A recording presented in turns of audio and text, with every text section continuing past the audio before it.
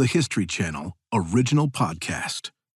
History This Week is now in its 6th season, which is kind of crazy, but we're continuing to grow and to bring you stories from the past that you've never heard before. There are more ways than ever to follow our show. So yes, you can listen on your podcast app, but now you can also subscribe to History This Week Plus on Apple Podcasts for an ad-free experience on all new episodes. Also, if you're more of a Spotify person, Spotify now lets you comment directly on individual episodes. So let us know what you think. You can also get email reminders each time an episode comes out. Sign up for that at historythisweekpodcast.com. And be sure to follow us on our new Instagram page too. There's some fun stuff going on over there. As always, share History This Week with your friends. Give us a 5-star review if you want. And if you want to reach out, shoot us an email at historythisweek@history.com. 5 years in, we have a ton of episodes that you can always go back and listen to. And we're also really excited about everything that's coming up. We hope you are too. For now, enjoy the latest episode. History This Week, July 23rd, 1892. I'm Sally Helm. Henry Clay Frick didn't become one of the richest men of the Gilded Age by being nice, and he isn't about to start now. So whatever he and his deputy are discussing that afternoon, seated at an elegant oak conference table in downtown Pittsburgh, it almost certainly doesn't include compromise. There will be no concessions to the striking workers who have frozen operations at his premier steel mill. Certainly not now, after their bloody battle with Frick's hired strikebreakers, and after the state militia has retaken the plant. As far as Frick is concerned, he's already won. Nobody, not Frick, not the strikers, knows what's about to happen. Hundreds of miles away, a plot has been hatched. And at that very moment, an assassin is on his way. Suddenly, a young man in a dapper suit and bowler hat bursts into the room. Victim and assassin lock eyes in a moment of stunned silence. Then, the assassin draws a snub-nosed revolver, aims for Frick's head, and fires. In the high-ceilinged room, the sound of gunfire reverberates like the booming of a cannon. Today, Henry Clay Frick and his assassin. Why did the Queen of Anarchism target one of America's wealthiest men? And how did the attack help lead to the rise of J. Edgar Hoover and policing as we know it?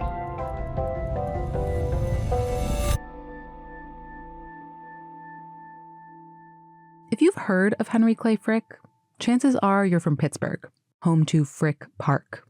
Or maybe you're an art lover. Frick's former mansion on New York City's Fifth Avenue is a world-renowned art museum, housing his personal collection of Rembrandts, Vermeers, and the like. During his lifetime, Frick would have been mentioned in the same breath as Carnegie, Rockefeller, Vanderbilt. But he's become sort of the forgotten tycoon. Frick made his fortune in the steel industry. In the late 1800s, he was one of the uber-rich businessmen who directed America's transformation from agrarian backwater into industrial superpower. This involved laying thousands of miles of railroad tracks and turning fields into massive factories, like Frick's steel mill in Homestead, Pennsylvania. It all happened so fast. As late as the 1860s, it was just farmland. Stephen Johnson is the author of The Infernal Machine, a true story of dynamite, terror, and the rise of the modern detective. It's basically people living an agrarian lifestyle as people have been living for hundreds, if not thousands of years. And in the space of about 20 years, it had been transformed into this really kind of nightmarish industrial landscape. The tycoons drove this change. But of course, actually building this new landscape, that fell to America's vast working classes. Millions of them were immigrants. And on a hot summer day in 1889, one of those immigrants stepped off a ferry to begin a new life in New York City. Ever since she was a little girl, Emma Goldman had been on the move. Born into a Jewish family in Tsarist Russia, she and her parents moved from town to town, chasing a prosperity that always proved to be just out of reach. Beatings were frequent in her family. Her father forced her to abandon school to work in the garment factories. Longing for a freer life, Emma fled to America, only to find that the garment factories in Rochester, New York were no better. After a couple of years disenchanted in Rochester, Goldman sets off on her own. She goes to New York City with a sewing machine and $5 in her pocket. She's just 20 years old. And the first thing she does is get completely lost. She knows she should head towards the Lower East Side, home of the city's Russian Jewish immigrants. Easier said than done.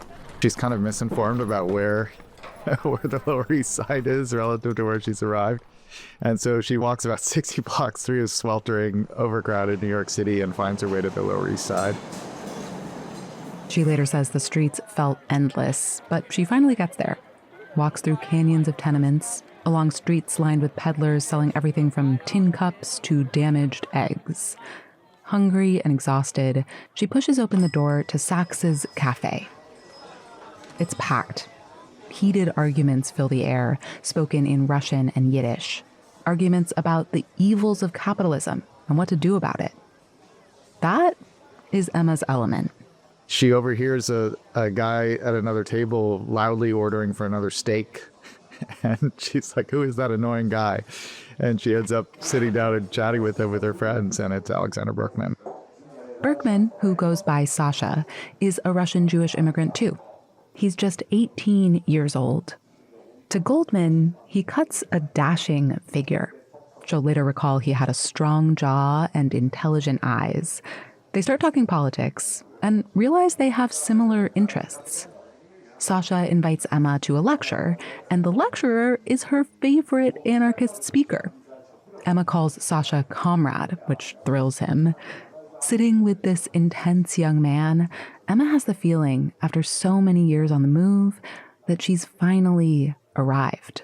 As they're walking out, one of them slips and the other kind of catches them, and there's a sense of like, I'll protect you. And that random encounter at Saks on her first day in New York City ends up setting the kind of groundwork for the rest of her life. Emma and Sasha bond over their terrible jobs. In Rochester, Emma had been working 10.5 hours a day sewing men's overcoats. Sasha works a series of odd jobs, including as what's called a buncher. He prepares the insides of cigars. The pay is so low that he often sleeps on park benches. Both have come to believe that the world is upside down.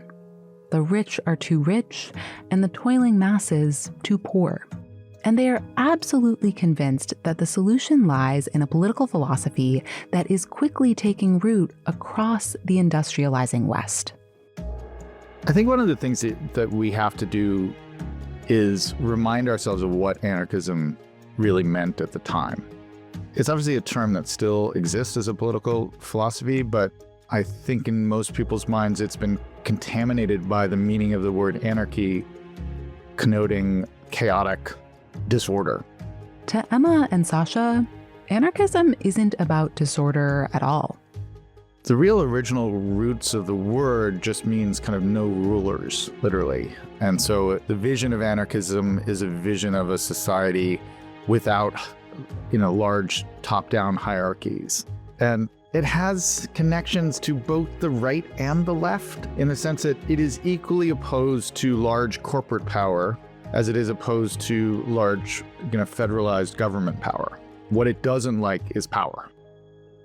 Whether that power came in the form of a strict father, a factory foreman, or the government enforcing its will through the police.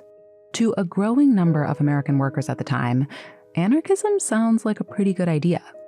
Not only are many of them living in overcrowded tenements without indoor plumbing, but in a time before workplace safety regulations, just going to work every day in a factory is incredibly dangerous. Thousands and thousands and thousands of people were were getting killed on the job, year after year after year. And that was just the cost of doing business. What the ideal anarchist society would be like depended on who you asked. Here's what Emma Goldman might have said. There was an ideal society that we hit kind of 200 or 300 years before we started to industrialize, which was the kind of classic late Renaissance kind of hill town culture where you have small city-states, that are kind of 50,000 people, 100,000 people. They're driven by guilds and workers' collectives. There aren't yet giant corporations or huge nation-states. And life, Goldman thinks, was pretty good. You see tremendous artistic, creative developments, amazing science happening, some interesting technology for the period happening. And the argument the anarchists made was that was actually a really great way to organize society. But of course, there's always this important question. How do we get from the present situation to that ideal society? Like many of their comrades, Emma and Sasha don't believe that it can happen through the ballot box. The powers that be are too powerful. The system is broken. Instead, they believe that the road to paradise is paved with spectacular acts of violence. Bombings and assassinations can be used to weaken the ruling class and inspire revolutionary change. Each attack would make more propaganda than thousands of pamphlets, one anarchist thinker said. They called it the propaganda of the deed. Today, we would call it terrorism. Sasha and Emma were children in 1881 when Tsar Alexander II was assassinated by a nihilist group. And even then, the notion that an idealistic group of comrades could kill an autocrat, they found that inspiring. Never mind that it also sparked a wave of anti-Semitic discrimination and violence. They believed that just as they had been mobilized and radicalized by earlier moments of political violence, particularly the assassination of Alexander II, others out in the world would rise in support of the cause when they would read about some political leader or some captain of industry being assassinated in the name of an anarchist future. And there's this incredible scene where they're walking through the Long Meadow in Brooklyn's Prospect Park, and they're kind of falling in love with each other, but they're falling in love with each other by talking about the deed of assassinating Alexander II and why it was a kind of romantic, sacrifice to make for the cause, as the people who assassinated him ended up getting executed. And so there's this, in a way, very foreign to us today, this young love that's bound up in the passions of assassinating powerful people. And together, Emma and Sasha make a pact to, quote, dedicate ourselves to the cause in some supreme deed and to die together, if necessary.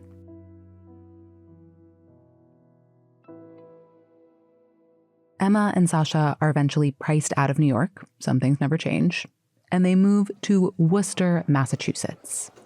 They open a luncheonette and ice cream parlor. Sasha waits tables and works the soda machine. Emma fries up the pancakes. They assassinate 0 czars. It turns out they're really good at this. The luncheonette is a hit. Soon they're making enough money to send some to revolutionaries back in Russia. But in the summer of 1892, headlines about a labor dispute in Homestead, Pennsylvania remind them that they've got bigger dreams and a pact to keep in their new country. The Homestead Strike is a clash of industrial titans. The Carnegie Steel Company versus the Amalgamated Association of Iron and Steel Workers. One of America's most powerful corporations versus one of its strongest trade unions. It's Goliath versus Goliath. And it all comes down to a wage dispute. Workers at the enormous Homestead Mill outside of Pittsburgh are demanding fair pay. The company's chairman, Henry Clay Frick, wants to cut wages. He's backed by his boss, Andrew Carnegie, possibly the richest man in America. When the union goes on strike, Frick locks the workers out of the mill and builds a barbed wire fence around it, just to make sure. Then he goes one fateful step further. Frick calls in a very interesting force in this period, which is the Pinkerton Detective Agency. Pinkerton might sound sort of warm and fuzzy, but they're essentially a private militia. You might remember from an earlier episode that the Pinkertons made their name fighting outlaws in the Wild West. Now, they're strikebreakers for hire. Frick calls in 300 of them to secure the mill, and to protect the non-union workers he wants to bring in to restart it. That's the plan. But what actually happens is that the Pinkertons arrive by barge, and as they attempt to land, are met by thousands of strikers, many of them armed. A battle breaks out, like actual warfare. There are barricades, sharpshooters, dynamite bombs, even cannons. At one point, the strikers pour oil into the Monongahela River to try to light it on fire to destroy the Pinkerton barges. This goes on for 12 hours. Finally, the Pinkertons surrender. But by then, some 9 workers and 7 Pinkertons are dead. The strikers' victory is short-lived. Frick appeals to the governor of Pennsylvania for help. The governor sends 8,500 troops, armed with Gatling machine guns. The troops seize the steelworks in just 20 minutes. Soon, they've got the plant up and running with scab workers. It was one of the most violent moments in the history of the labor movement in the United States. And it really showcased whose side the government was on. And it showcased the willingness of the industrialists like Frick to hire a militia to put down their workers if they got too uppity in their demands. Emma and Sasha are furious. And Berkman decides, apparently in just a matter of minutes, he says, this is the moment. We have to send a message to the people. Frick must die. And he decides that he is going to personally assassinate Henry Clay Frick.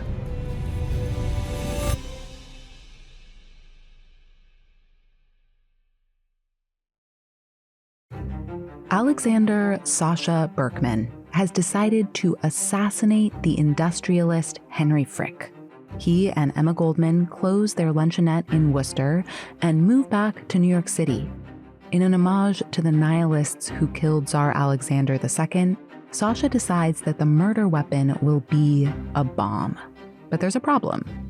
You can't just buy a bomb off the shelf, and he has absolutely no experience as a bomb maker. And so, getting advice from some pamphlets that have been circulating around, he decides to assemble a bomb in this flat with small children of his friends sleeping, in the bedroom next door. And he builds 2, and he decides to test one of them. And so he goes off to Staten Island, which at that point was actually mostly unsettled, and finds a kind of remote area and attempts to detonate the bomb.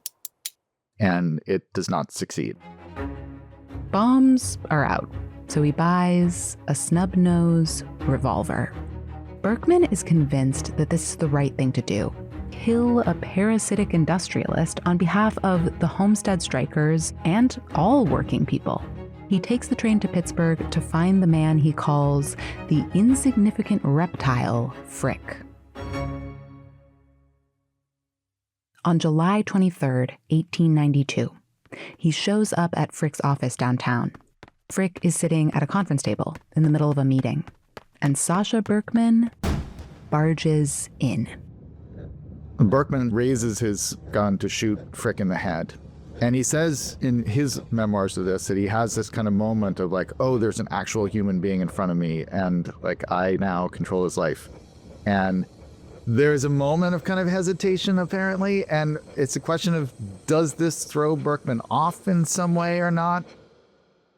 Because he ends up firing the weapon, but missing, just slicing off a part of Frick's ear. The bullet pierces Frick's neck. He drops to his knees and slumps against a chair. Berkman goes to check whether he's dead. Then Frick's deputy tackles him, and Frick, very much not dead, cries for help. Berkman fires a second shot, again striking Frick in the neck, and a third, misfire. Instantly, a number of the people in the room descend on Berkman, slam him onto the floor. Then on the floor, in this kind of like melee on the floor, Berkman somehow manages to pull out a dagger he's also brought, and he kind of crawls over towards Frick and starts stabbing him in the legs. And then at the end of this confrontation, as Berkman has been disarmed and is being fully held on the ground by the folks in the room, a policeman rushes in, points his gun at Berkman, assuming basically that he's going to shoot him and take him out altogether. And Frick actually intervenes and says, "Don't shoot, we have him, let's leave him to the law." Before he's taken away in an ambulance, Frick insists on dictating a public statement. This incident will not change the attitude of the Carnegie Steel Company toward the Amalgamated Association. That's the union. He adds, "I do not think I shall die, but whether I do or not, the company will pursue the same policy, and it will win." Frick survives the attack, and he is already turning to the big question. What will be the effect of this assassination attempt on workers across the country? Will they be inspired to revolt? Berkman thinks they will, that they'll respond to his brave sacrifice. He later wrote, "To give all without a thought of self, to give all voluntarily, cheerfully, nay, enthusiastically. Could anyone fail to understand such a love?"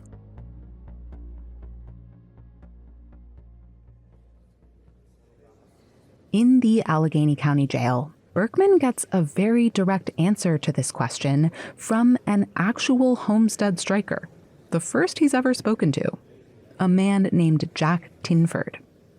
And it quickly becomes clear that Tinford has no idea why Berkman tried to kill Frick.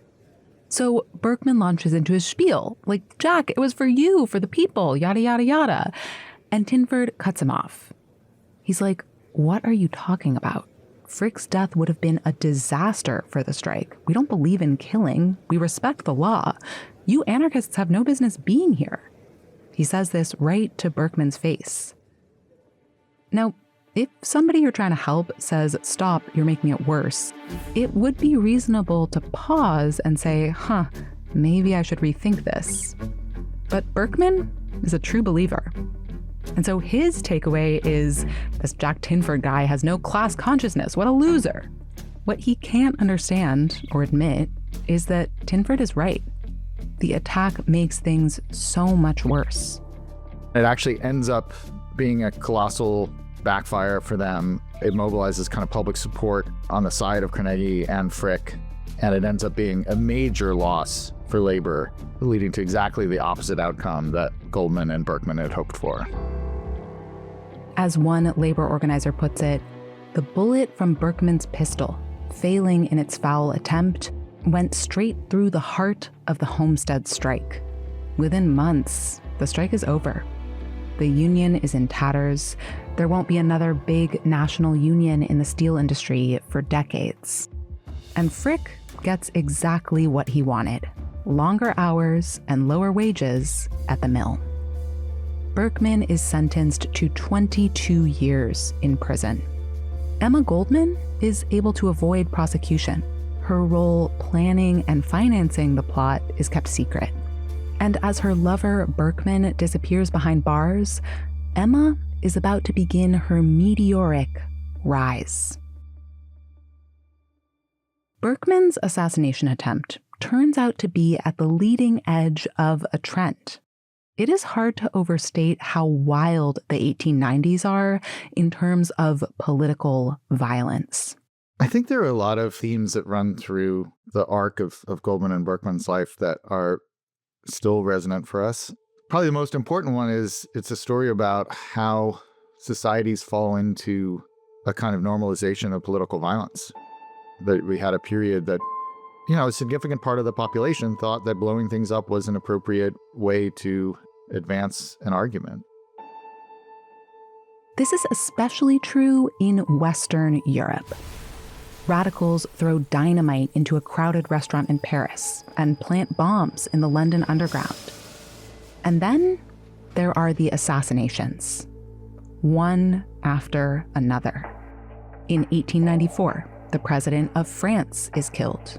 In 1897, the prime minister of Spain. The next year, an anarchist stabs the Empress of Austria to death. In 1900, they come for the King of Italy. It is a royal bloodbath. Anarchists are behind all of these attacks, practicing the propaganda of the deed. And law enforcement is struggling to keep up. One of the things that's hard to imagine sitting where we are now in well into the 21st century is just how disorganized policing was and how unscientific policing was 120 years ago or so. This is a time when fingerprinting and criminal databases were still in their infancy. On the most basic level, like, we had no real standardized form of identification. So it was very easy if you were a criminal to just say that your name was some other name, and they really didn't have a great way of proving that. That's not to say that law enforcement isn't trying. For example, in the summer of 1893, police are crisscrossing New York City, trailing a tiny young woman in a modest blue suit and little pince-nez glasses. That would be Emma Goldman, all of 5 feet tall. New York City policemen nevertheless have her pegged as a big threat. And for good reasons. Emma has begun delivering fiery speeches to unemployed workers. The Panic of 1893 has led to widespread job loss, and Emma is seizing the moment to mobilize the working class. One evening in August, standing on a dais in Union Square, looking out across a sea of angry protesters, she yells out, "Go to the houses of the capitalists and demand your rights. If you are refused them, take them by force." Plainclothes officers in the crowd perk up. A few weeks later, Emma is arrested for inciting a riot. She's sentenced to a year of hard labor on what's now Roosevelt Island in the East River. Newspapers dub her Queen of the Anarchists, transforming her into a national celebrity. It was said that bourgeois parents would warn their naughty children to behave, or Emma Goldman would get them. She'd officially become the monster under the bed. And as any child knows, monsters have terrible powers. Powers that can reach even the President of the United States.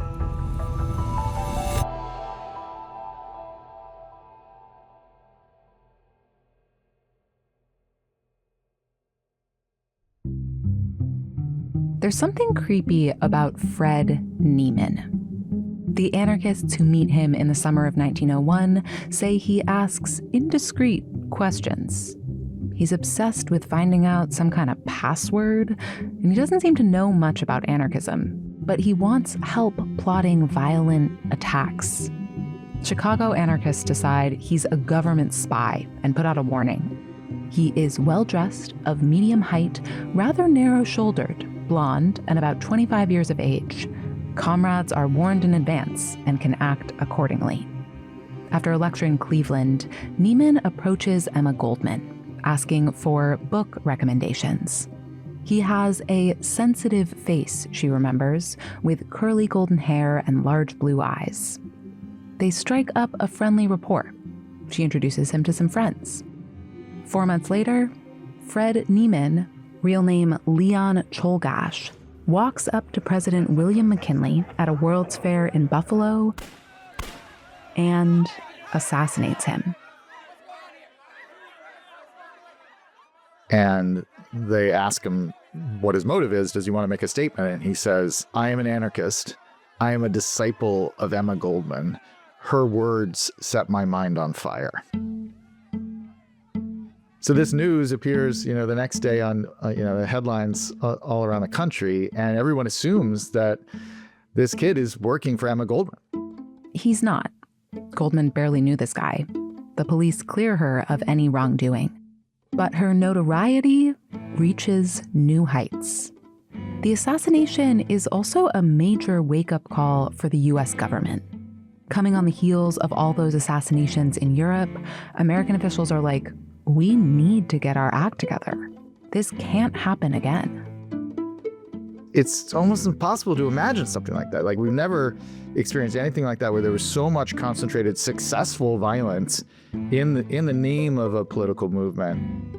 And so what that ends up doing is really solidifying the anarchist and anarchist groups as public enemy number one in the minds of governments around the world, but particularly in the United States. In his first annual message to Congress, the new president, Teddy Roosevelt, calls anarchism a crime against the whole human race and urges all nations to fight it together.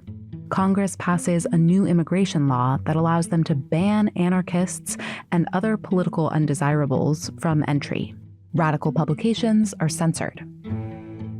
The New York Police Department organizes a bomb and anarchist squad. It feels almost like a 9/11 moment. The struggle even gets an eerily familiar nickname, the War on Anarchy. And all of this is helping to accelerate a revolution in crime fighting. U.S. law enforcement realizes our ID system needs to be way better. A French police officer has developed a system that allows governments to quickly ID suspects across borders, and the emerging forensic scientists help bolster that. Fingerprinting and mugshots become standard practice. There's an interesting side to this story where you have, on the one hand, this explosive violence enabled by new technologies like dynamite and new political ideologies like anarchism. And on the other side, the force that ends up emerging to subdue that threat is really like library science on some level. Like, it's information science. It's managing data. And the data ends up being, in a sense, more powerful than dynamite. This will become especially true after the FBI is founded, but it is important to note that at the time when McKinley is assassinated, there is no FBI yet. There are no federal investigators, period. And that was by design. It was a very old school American kind of libertarian decision, there shouldn't be a national police force. That felt like something that Europeans did in a kind of a scary way, and Americans were more independent and they didn't want the federal government to have that much power. After the assassination, Roosevelt asks Congress for a national detective force, a more centralized way to fight back against these anarchists. But Congress says no. As one lawmaker put it, spying on men and prying into what would ordinarily be considered their private affairs went against the American ideas of government. Others believed that a central police or spy system in the federal government would be a great blow to freedom and free institutions. But then, over the course of the early 1900s, things just keep on exploding.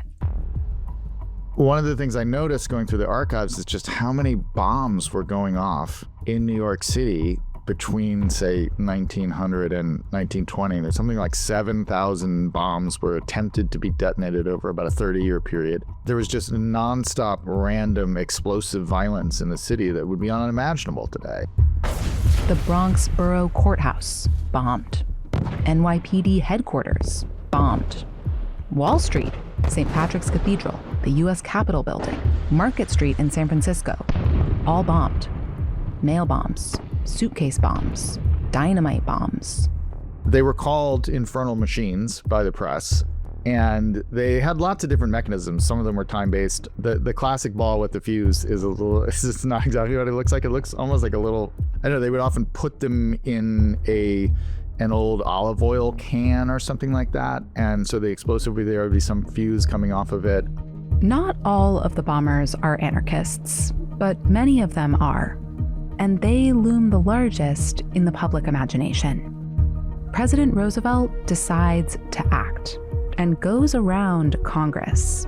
He directs his Attorney General to create a new division of the Justice Department, the Bureau of Investigation. It's small, just 34 special agents, but it's a start.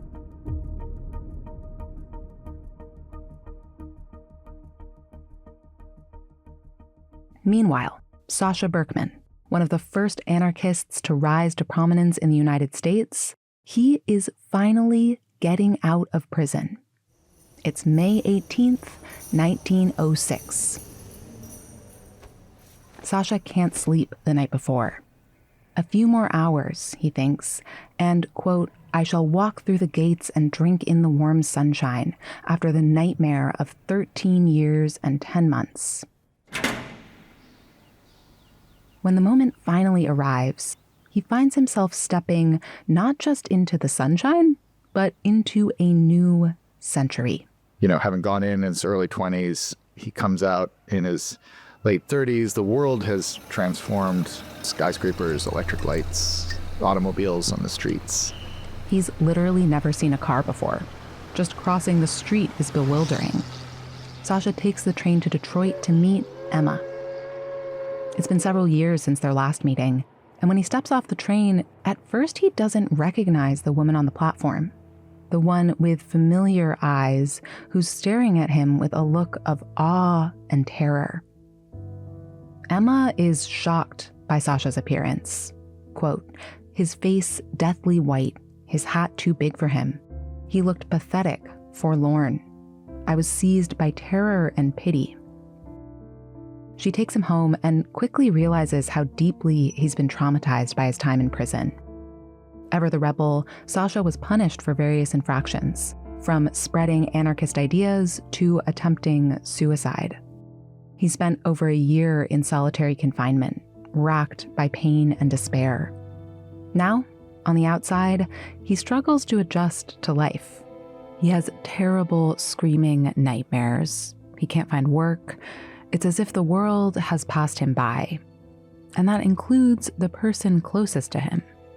Perhaps the most dramatic change of all is the status of his longtime compatriot, Emma Goldman. Emma is now the most influential woman in radical politics. She's become truly world famous. She has traveled all across Europe and the United States on multiple lecture tours. She has written extensively. She herself has been briefly incarcerated for a few things, but mostly has been out as a kind of public intellectual and radical figure. Her ideas have changed, too. She's moved away from violence as a political tool and turned her focus to women's rights and other progressive causes. She's still obviously involved in the labor movements, but she's a big advocate for sexual freedom, both in terms of like homosexuality, but also just in general, very much kind of like what would become the kind of free love movement. The two of them try to rekindle their love affair, but it's clear that the fire is gone. From here on out, they're strictly comrades. And both of them are still active in politics. They both oppose U.S. entry into World War I and promote resistance to the draft. And when the U.S. does enter the war, the boundaries of free speech narrow. Congress passes a raft of laws that make disloyal, profane, scurrilous, or abusive language about the U.S. government illegal. And the new laws explicitly authorize the removal of non-citizen anarchists, even those who renounce violence. Anarchist ideas are enough. On top of all of this, the Russian Revolution of 1917 sparks a wave of anti-leftist panic in the United States. The first Red Scare. The Justice Department responds by creating a special division to deal with radicals, the creatively named Radical Division. And they choose a 24-year-old whiz kid to run it. A young investigator named J. Edgar Hoover. He was really kind of a super nerd in a way. Like he was trained as a librarian, and he had kind of two great passions, like fighting radical subversives and organizing card catalogs. Like those are like his great mission in life, were to combine those two things, and he did it incredibly effectively. At the Department of Justice, Hoover created a whole new way for the government to organize its files. It was kind of Google before Google, right? It was a way of making it easier to search the information that the government had amassed. Hoover will, of course, go on to lead the FBI for decades. His ability to amass information on individual Americans and use it to destroy lives will make him one of the most feared figures in Washington. And when he's first starting out, he turns his attention to Sasha Berkman and Emma Goldman. He made it basically his first mission at the helm of the Radical Division to marshal enough data to deport Emma Goldman and Alexander Berkman. To deport them by marshaling the data. When Goldman is brought into her deportation hearing, she actually gets to see all that data. She describes kind of coming into the hearing and seeing Hoover sitting at the desk with these huge stacks of paper. And it's all the files that he's amassed. It's almost everything she's said in public for, 20 years, 25 years, going back to Frick even beyond that. And it's a whole kind of dossier of her life as a radical public figure. Emma mounts an impassioned defense, arguing that the anti-anarchist law is a violation of her First Amendment right to free speech. She also issues an ominous warning. Today, so-called aliens are deported. Tomorrow, Native Americans will be banished. But it's no use. Hoover and his team, they win. And so it's ultimately really the kind of like the triumph, if you want to call it that, of the kind of information surveillance state, finally being able to gather and collect and organize enough information to actually deport someone. Early in the morning on December 21st, 1919, Emma, Sasha, and 247 other people deemed radicals are loaded onto a barge at Ellis Island. Newspapers dub it the Red Ark. J. Edgar Hoover is also on board, making sure everything goes smoothly. And just before the ship departs, he runs into Emma in the ship's kitchen. She doesn't hold back. Deporting people for their political beliefs, she says, is the beginning of the end of the United States. The exchange is brief. Hoover departs. The ship raises anchor, and Emma and Sasha watch as the Statue of Liberty shrinks before disappearing over the horizon.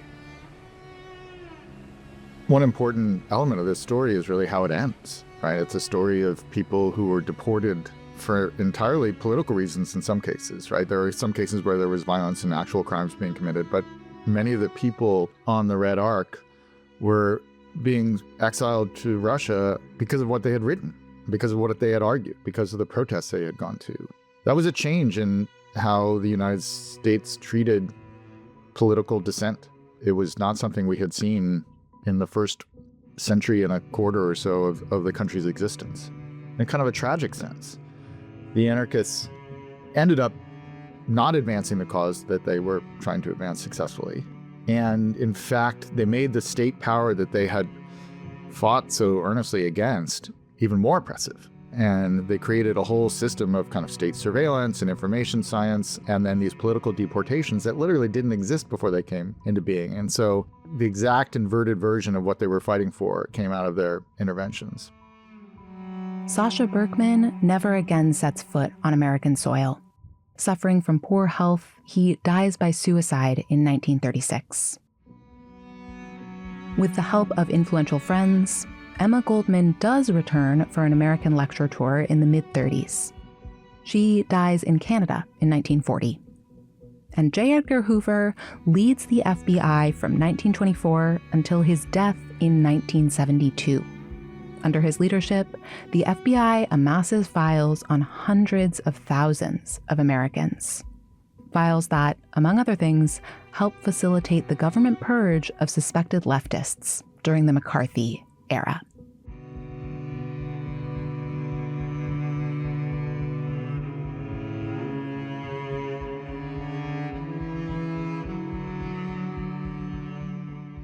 Thanks for listening to History This Week, a Back Pocket Studios production in partnership with the History Channel.